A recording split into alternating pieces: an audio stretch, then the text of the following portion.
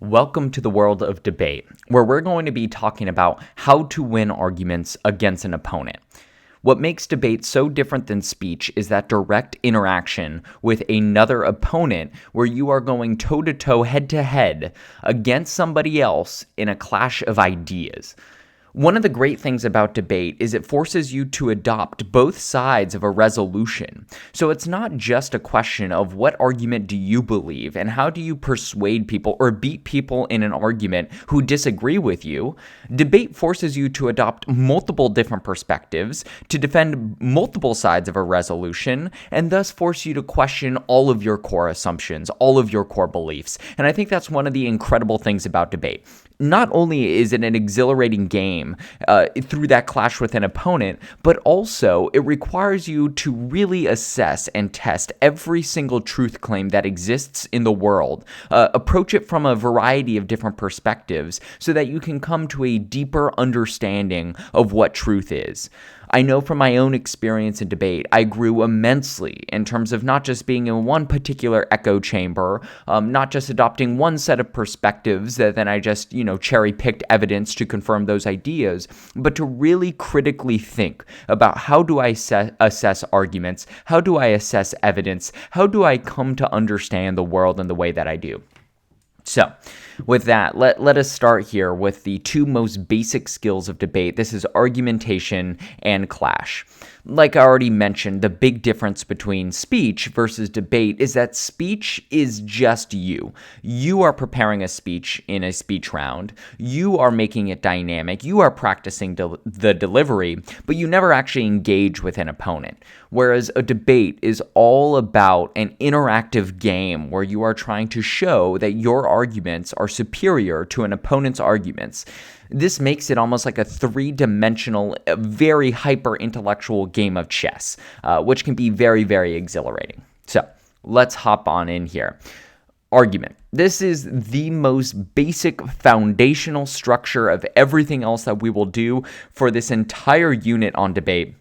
And so it's really important that you understand the definition of an argument and its three components like the back of your hand, because whenever you do anything in a debate round, you will always be making an argument and you will always have to follow this structure. So an argument is a debatable claim backed up by logic and often evidence. Pretty straightforward, but let's get more specific in terms of the three components of an argument. The first is the claim, and the claim is just the thing that you're going to say is true or will prove to be true. So if I assert that pizza is the best food ever, that is a claim. Now, how you go about proving that is the warrant. The warrant is a justification for your claim or a reason why your claim is true, and you usually support your claim with evidence or logical analysis. So if I say pizza is the best food ever, the warrant is asking the question, well, why is that true? You could have a number of different reasons why pizza is the best food ever. Perhaps you're going to defend it because you get the most bang for your buck. It is cheap and filling. Perhaps you're going to defend it based on taste alone. Perhaps you're going to do some combination and have multiple warrants. Regardless, hopefully you get the idea of what the warrant is versus the claim. Claim is what you're asserting is true, typically a debatable statement. The warrant is the justification for that claim, the reason why you think that claim is correct. And third is the impact, which demonstrates why someone should care that your claim is true. And the impact, typically you're asking yourself, all right, so what? If I prove that pizza is the best food ever because it has delicious taste, so what? In terms of that one, right, obviously the impact isn't that intense. It's just probably about, well, so next time you're unsure of what to eat for dinner on a Friday night, you should probably order pizza because it's so delicious. So the claim warrant impact structure would look something like this. Let's take a look at an example. Let's do bananas and oranges. Claim, everyone should eat bananas instead of oranges. Pretty straightforward. Why is that true? Well, this brings us to the warrant. Bananas have more potassium than oranges. According to Medical News Today, potassium can help lower blood pressure and keep our kidneys healthy. Okay, makes sense, right? Bananas are good for you because of the potassium, which is good for your overall health.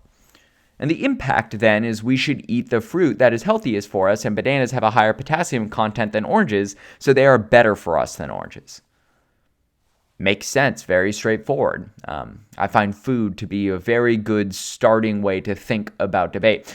Hopefully this structure makes sense. It's very straightforward. Now, in a debate round, you're not like first claim, second warrant, third impact. You would just naturally read an argument like this without stating those three, claim, warrant, impact. You just read it down as if it was one block of text.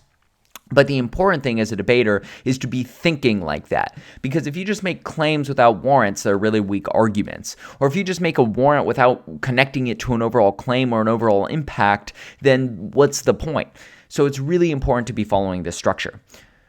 You should now try this on your own by creating a claim, warrant, impact structure, and you can choose whether you want to affirm or negate the following resolution about colleges and universities should not consider standardized tests in undergraduate admissions decisions. So if you affirm this resolution, you're agreeing with this statement, and so you would say, yeah, colleges shouldn't use standardized tests are bad. Or if you negate it, you would be taking the other side and disagreeing with this statement and saying, no, college and universities should use standardized tests in admissions decisions. At this point, it doesn't matter which side you choose, but pick one side, affirmative or negative, and try to come up with an argument on your own for why this statement could be true using the claim, warrant, impact structure. All right, hopefully you got some good practice with that. Let's move on now. Clash. Clash is the direct engagement with the arguments of one's opponent to prove the flaws in their logic or establish why your own claims are superior. That is just a convoluted way of saying clash is where you are directly sparring with your opponent's ideas.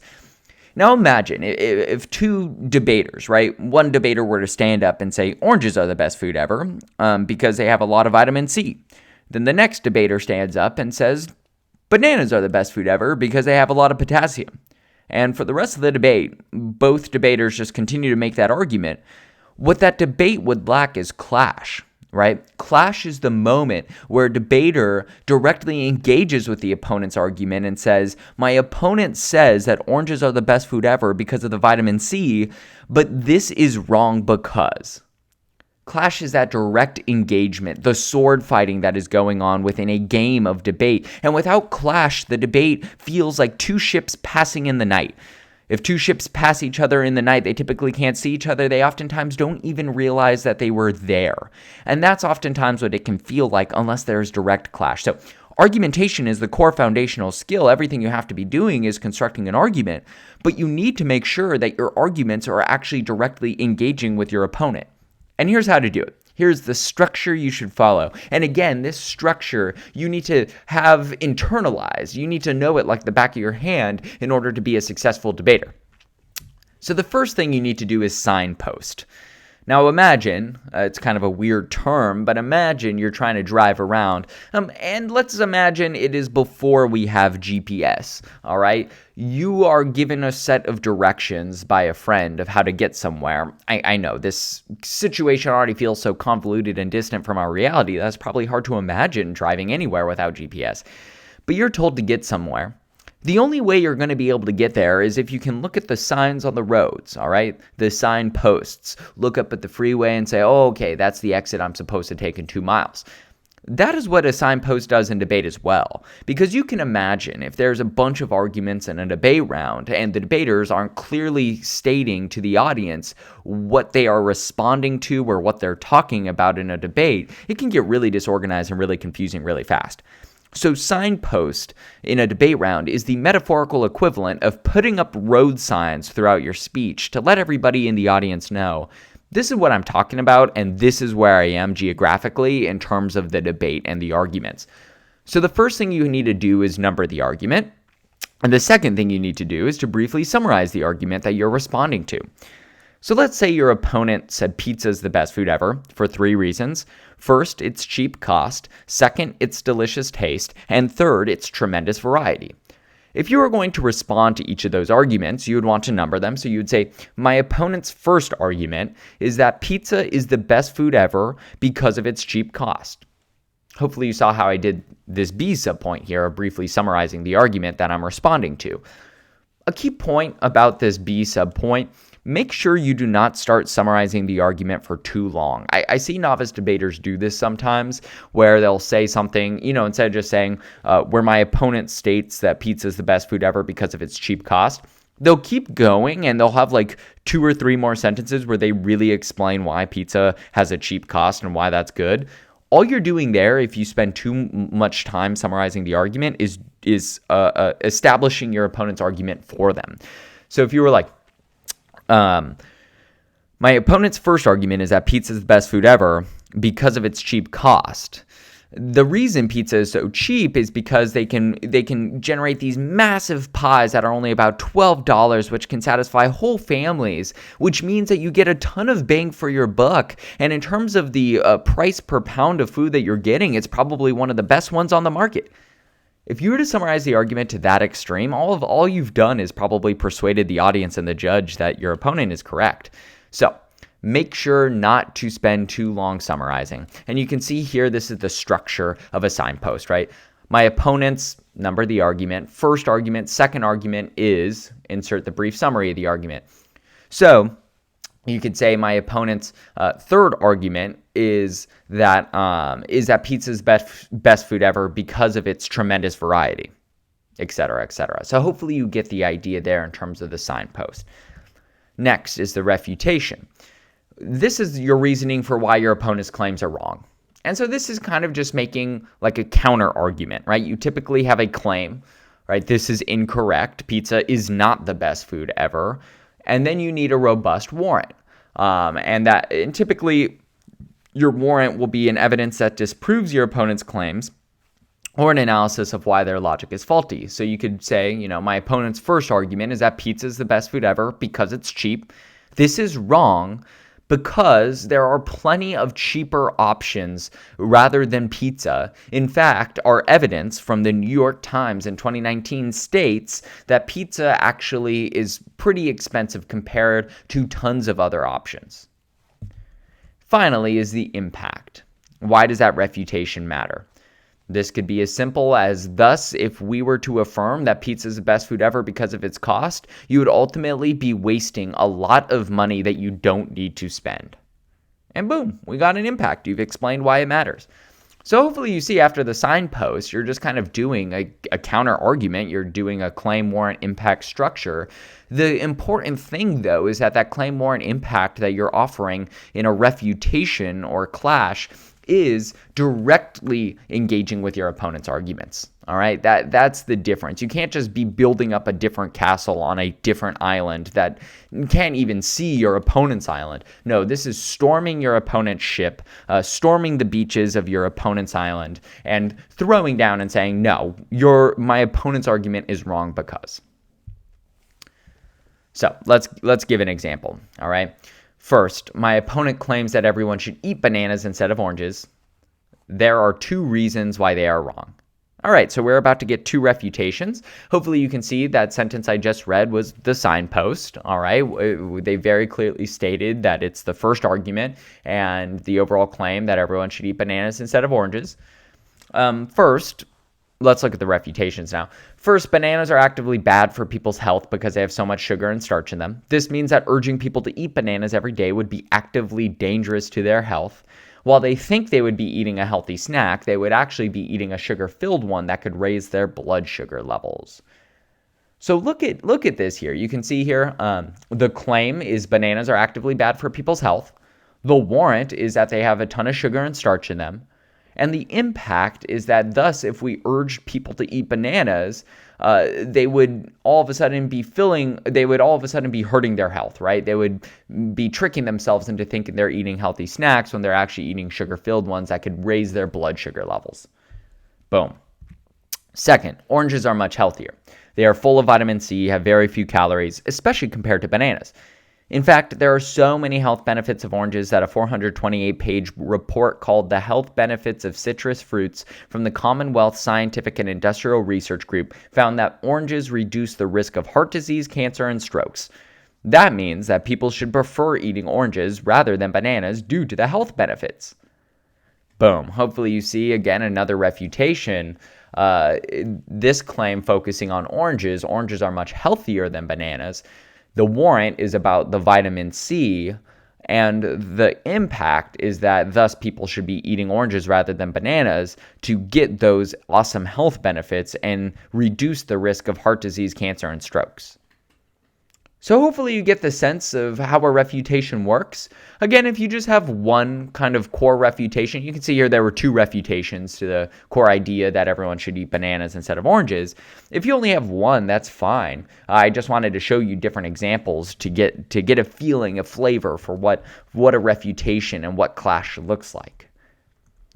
So again, same exercise, but now what I want you to do is to prepare a refutation for the argument that you just prepared for the previous practice, where you either affirmed or negated the resolution. So yes, I'm asking you to debate yourself. So same resolution, right? Should colleges and universities consider standardized tests or not in undergraduate admissions decisions? Let's say for the first exercise where you were either affirming or negating, just creating an argument for this resolution, if you said standardized tests should not be used in undergraduate admissions decisions for some reason, now you're going to respond to that, all right? So if you're like colleges and universities should use standardized tests as a way to measure student achievement, you'll have to prepare a refutation that says something along the lines of, my opponent's first argument is that colleges should use standardized tests to measure student achievement, but this is wrong because, and then you'll have to offer a counterclaim, okay? If anybody has seen the Pixar short Jerry's Game, which is kind of featured in the background here, I think it was before Toy Story. If you remember, this old guy here was playing chess against himself. He would, take one move on one side of the board, move over to the other side, make a move with the other chess pieces, and then he realized at one point that he was losing the game, and so he tricked himself and then turned the board. Obviously quite humorous because he's playing both sides of the board. Anyways, this is kind of the exercise we're doing here. You're playing chess against yourself right now. You're going to practice refuting yourself. So hopefully at the end of this lecture, you got some practice constructing an argument and refutations on your own. You have a deeper understanding of those two foundational skills, and you're about ready to have that foundation upon which we will build everything for the rest of the semester in terms of debate. All of debate comes back to these two foundational skills of argumentation and clash. So it's super, super important that you understand the structure of both of those skills.